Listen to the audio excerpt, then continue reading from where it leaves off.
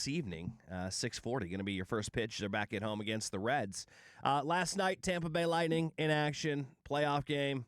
Very disappointing to see them lose in overtime to the Montreal Canadiens. A lot to talk about that game. We'll get into the draft a little bit today as well. Steve Isbitz from JoeBucksFan.com will join us, and we'll talk a little bit about the Rays as well. But the lead story today is absolutely the Tampa Bay Lightning, without question.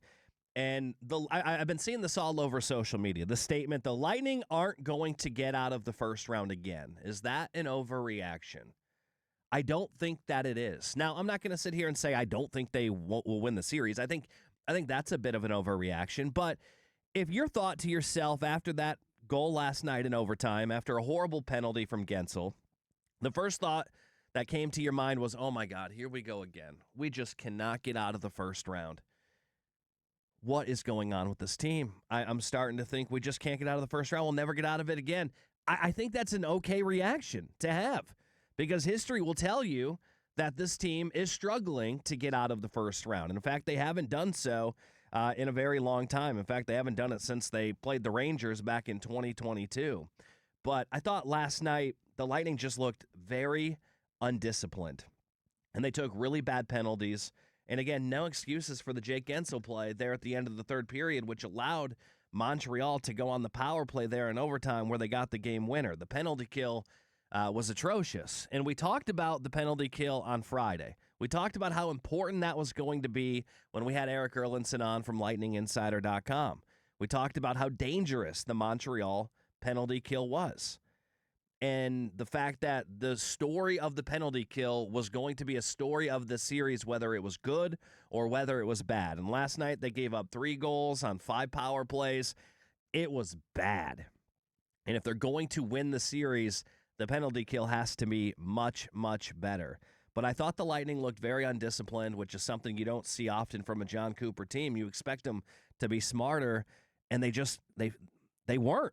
They constantly killed themselves, and I think the Lightning are their own worst enemies. When the Lightning lose, it's usually because they beat themselves. You know, I thought overall they were the better-looking team yesterday, and they just didn't get it done. They lose 4-3. Now, John Cooper did speak to the media after the game, and here's what he had to say about all of the bad penalties. I had a problem with us. I mean, come on, we took 4 offensive zone penalties. You just look at them. I mean, that's not over-aggression. That was like stupidity in a lot of them. So that was on us. That was a game that we just gave them an opportunity to win. And this is the Stanley Cup playoffs. This isn't game 62. So that is extremely disappointing.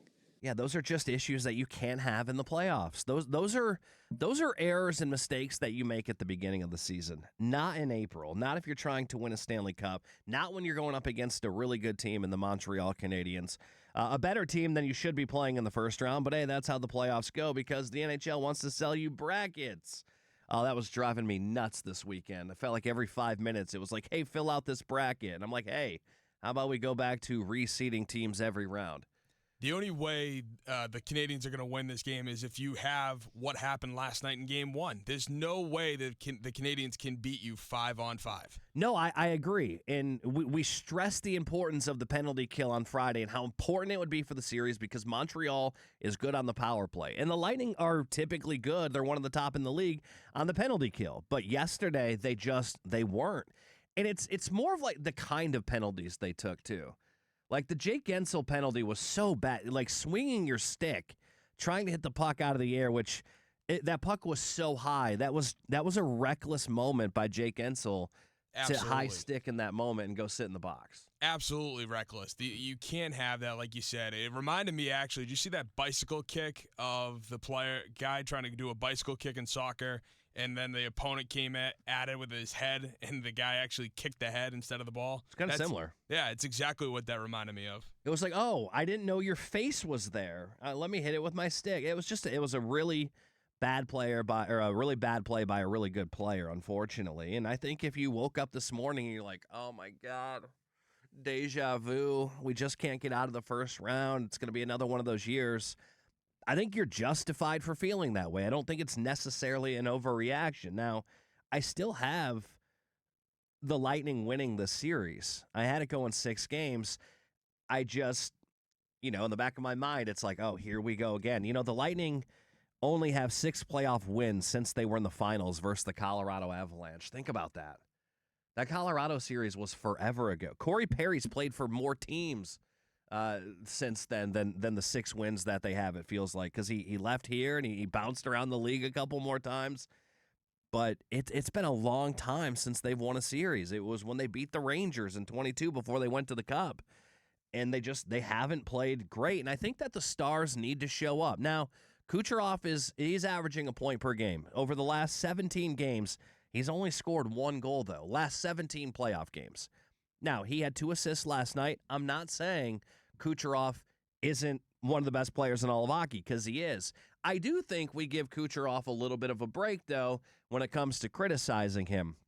For example, I put on Twitter about 20 minutes ago, actually, it was about an hour ago at this point, and I just said, I said, since 2023, the Lightning have played 17 playoff games. Kucherov has exactly 1 goal. Is he turning into Lamar Jackson? I didn't say he is turning into Lamar Jackson. I said, is he? I was asking a question. And now, obviously, Kucherov has 2 rings. Lamar Jackson doesn't. But what I meant by that is Lamar Jackson always is really good in the regular season. Kucherov is always really good in the regular season. And I understand he shows up in other ways. And again, he had 2 assists yesterday on the 3 goals that the Lightning put past Montreal. But Kucherov is a guy that you rely on to score goals, and he hasn't scored any goals lately. He had none last year in the playoffs. He had none. Obviously, they've only played 1 game this year so far in the playoffs. None in 24. And it's been a long time. He needs to shoot the puck. And why isn't he shooting the puck? And that's what a lot of people are writing back on that post that I made. It's like, somebody wrote he's not a goal scorer. And I'm like, what do you mean he's not a goal scorer? That's exactly what he is. Yeah, this is the problem, too, with playoff hockey. And you see a lot of these guys. David Pastrnak for the Bruins is a primary example of this. When they put up all these numbers, all these goals in the regular season, then all of a sudden you get the playoff time. That's when defenses get tougher. That's when the games get a little more physical. And I'm not saying that Nikita Kucherov is soft, not by any stretch of the imagination, but when the physicality starts to ramp up in the Stanley Cup playoffs, you start to see the star players not score as much as they did during the regular season. Yeah, and he's a guy that you have to be able to lean on to score some goals. And I think it's okay to be critical of Nikita Kucherov. And again, there are areas where he is absolutely brilliant. And there are areas where you expect him to be better. And scoring goals is one of those areas where you expect him to be better. Like I said, 17 playoff games since 2023. He's got 1 goal. Don't get me wrong. I get it. He's got 18 points in the 17 games. He's been good, but he hasn't been great. He's a guy that you look to, score goals for you, and he's just not getting it done in that way. Now, Vazzy wasn't great last night either. And these are 2 of the biggest names on the team, not showing up in those big moments. And again, I don't want it to sound like I'm coming down too hard on Kucherov, but I do think it's fair to have a little bit of criticism. Like, I feel like he's the one guy we don't criticize in this town. Like, when Brandon Lau would have a great regular season and then fall apart in the playoffs, we would criticize him. When Baker Mayfield threw the most touchdowns of his career and then didn't show up against Washington and throw touchdowns, we criticized him. So I think it's fair to have a little criticism of Kucherov. I mean, do you think I'm out of line by having a little bit of criticism here? No, not by any stretch, because like you said, it's been 17 games and he's got 1 goal. Like, that's a big stretch. And don't get me wrong, the 18 points in those games, get it. He's helping out in other ways. But when you see him get over 100 points, put up 40 goals in the regular season, and then he's got nothing, why? Where is that going? He absolutely deserves the criticism. And Vasilevskiy, that game winner, horrendous. He stared the puck down the entire time. How did he not save that, in my opinion? Yeah, well, and another thing, too, about it, if you're a little bit worried about this team not getting out of the first round, Andrei Vasilevskiy, 4th lowest save percentage of all time in the playoffs, yesterday's game. He had the lowest of his career last year in game 1 of the playoffs. I mean, this kind of starting to turn into a trend. Every year he has one of these games. Last night, definitely not his best outing. He's got to be better. He knows that. I expect this team to bounce back. I think they will win Game 2. In fact, they have a fantastic record at home in Game 2s. They're 13-8, so they're expected to win this next game. I think they will, but I think if you're sitting here today going, oh, here we go again. The Lightning are kind of on that same old trend. They have a great regular season. They get to the playoffs, and then they do nothing with it. I think you're okay to feel that way. I don't think it's an overreaction at all.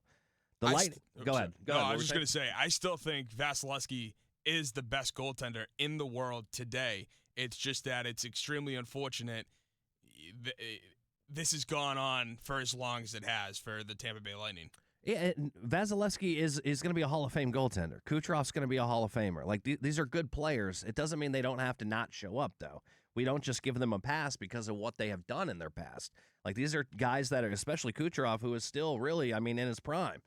But Andrei Vasilevskiy now has had 2 Game 1s that have been really bad in a row. Last year against the Florida Panthers, like I said, that was his worst game ever, playoff game-wise. He gave up, what was it, I think 4 goals on 17, or 6 goals on 17 shots, hit 11 saves. Not a good save percentage. And these guys are going to have to bounce back. But the Lightning were really bad at 2 things yesterday as well. And those 2 things were the penalty kill, which we've talked about, and they could not win a faceoff to save their life. They won 23 out of 59 faceoffs for 39%. That is not going to get it done against this Montreal Canadiens team, especially when you're taking bad penalties. They just all around, I thought, were the better team and just got beat again in a playoff game. And something has to give. And I look around at this team and I see Kucherov still not scoring goals again. I know he had the 2 assists. I need to see some goals. Vasilevsky's got to rebound from that performance. But for him to have back-to-back Game 1s opening up the playoffs as 2 of his 4 worst games of all time in the playoffs, it's not encouraging at all. No, the 2 biggest stats, you just named one of them, the 23 for 59 on faceoffs, 39%, and also 3 for 5. Montreal going 3 for 5 on the power play. Can't have that. No, they just, again, the Guentzel penalty was the worst one. It was just so reckless. And I don't think it was the cleanest game by the officials either. I thought there was a couple times Montreal got away with one as well. But the Guentzel one was just so inexcusable, such a poor play. And you kind of felt like when that penalty occurred, knowing there was only a couple seconds left in the third period and they were going to get to start overtime on fresh ice, it felt like they were doomed. It felt like it was going to be a short overtime period, and it was. It didn't take Montreal long to capitalize, again, for the 3rd time on 5 tries on the power play. So they got to get better at killing penalties, because the penalty kill is going to be the story of the series, whether it's good or bad. If it's good, that means they won the series. If it's bad, then, well, we saw what happened last night. It's going to be a long series for the Tampa Bay Lightning. But do you still believe the Lightning will win their first series since 2022? Or are you a little bit worried about that right now? You can call in 888-388-0957. You can also text in on the Bartow Ford DA text line.